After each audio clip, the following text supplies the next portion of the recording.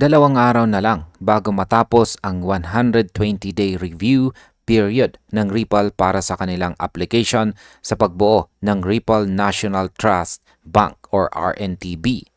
Ito ang napakalagang yugto sa plano ni Ripple na makapasok po sa traditional system ng pagbabangko. Kapag naaprubahan po ito, magiging unang blockchain-based financial institution si Ripple na direktang pinangangasiwaan ng federal na pamahalaan ng US. Isa po itong hakbang na maaaring baguhin ang direksyon ng buong crypto industry. Kaya yan po ang siyang ating pag-uusapan sa video na ito, pero bago po tayo magpatuloy ay pakibasa na lamang po muna ang disclaimer dito po sa ibaba ng ating screen. At ayan, ano nga ba ang layunin ng Ripple sa paglikha ng National Trust Bank?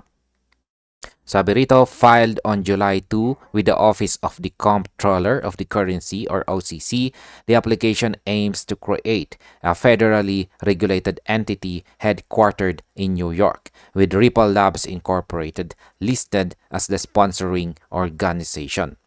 Yan, itong nakalipas po na July 2 ay nag-submit ang Ripple ng application sa Office of the Comptroller of the Currency or OCC para magtatag ng isang federally regulated bank na nakabase po sa New York. Ang layunin po ng hakbang na ito ay magbigay daan sa mas ligtas at kontroladong sistema para sa paggamit kay XRP sa mga serbisyo na finance. Yan, sa finance services.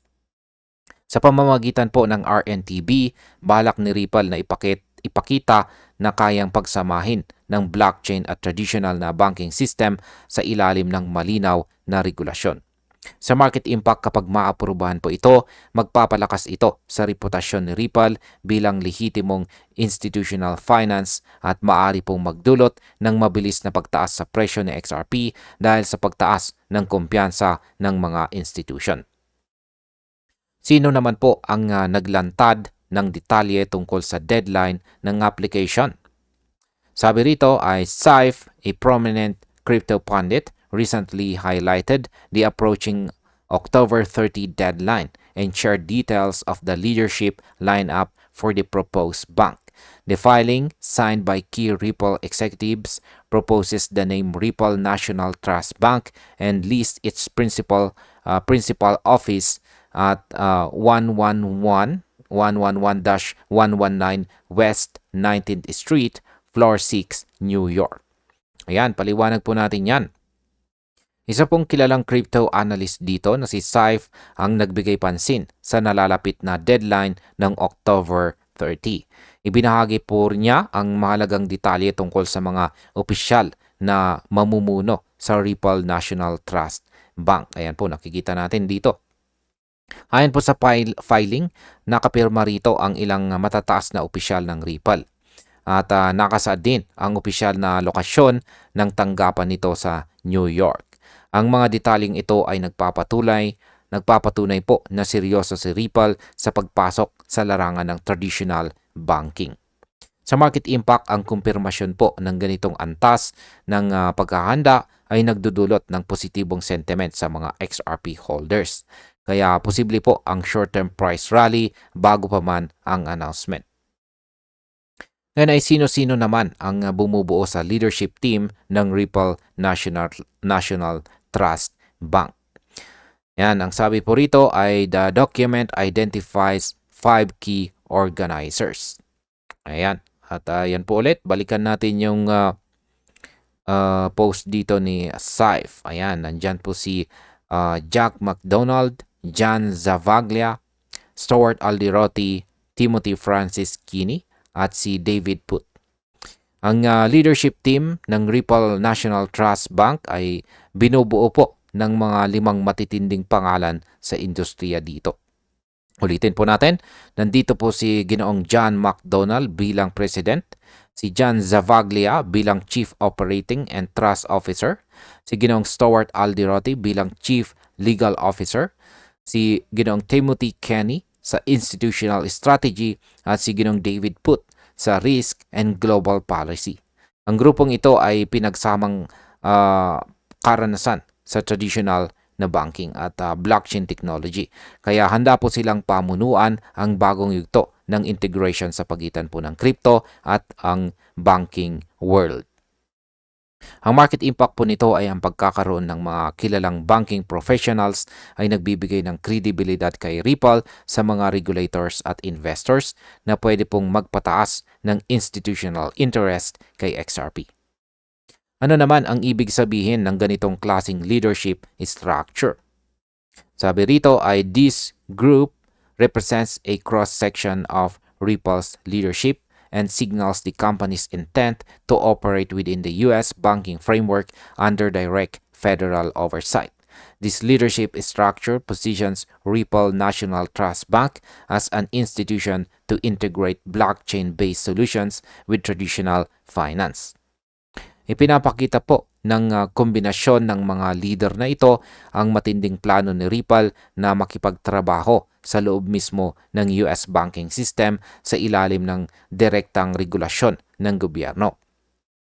Sa madaling salita, hindi na lamang si Ripple na isang crypto firm kundi magiging tulay na rin po siya ng blockchain solutions papunta sa traditional finance. Ang ganito pong structure ay nagpapatibay ng tiwala sa ecosystem ni Ripple. Sa market impact, kapag naisakatuparan po ito, mas maraming bangko ang magiging bukas na gamitin si XRP para sa kanilang cross-border settlements na posible pong magpataas sa demand at presyo ng token. Paano naman po makikinabang si XRP kapag naaprubahan ang RNTB? Sabi rito ay if approved, Ripple National Trust Bank could play a central role in expanding the utility of XRP by creating regulated on-ramps for financial institutions. The community is excited and some believe the OCC's approval could send XRP to $10.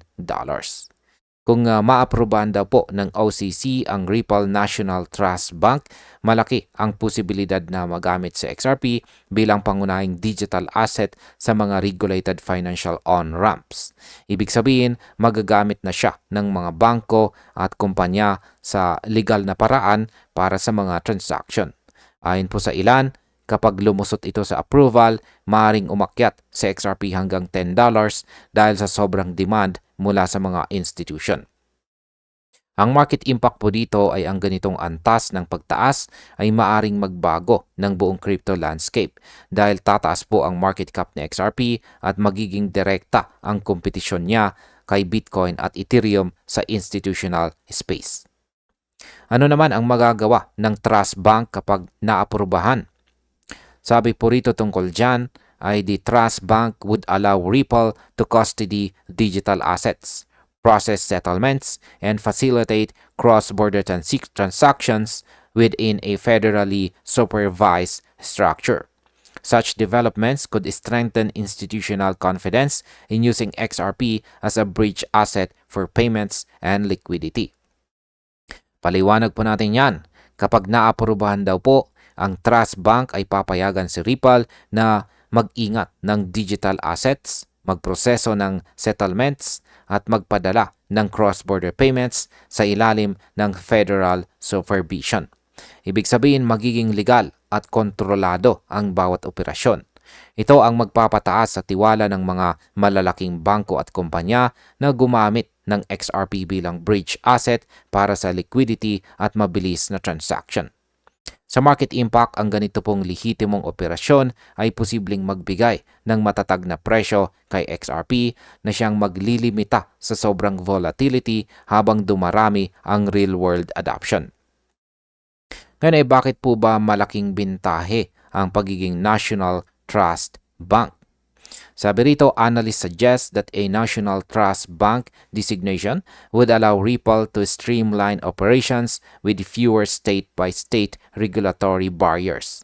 This could accelerate partnerships with major banks and corporations seeking compliance-assured access to blockchain settlement tools.